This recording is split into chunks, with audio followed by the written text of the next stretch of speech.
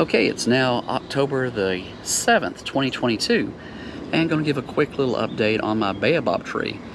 I actually bought and planted the seed starting in September the 7th, 2021. And this is the baobab tree today, October the 7th, 2022. I started the seeds soaking from this. I ordered them on September the 7th, 2021, so when it went into water for soaking. And we actually got our first sprout. This sprouted on September the 12th, 2021.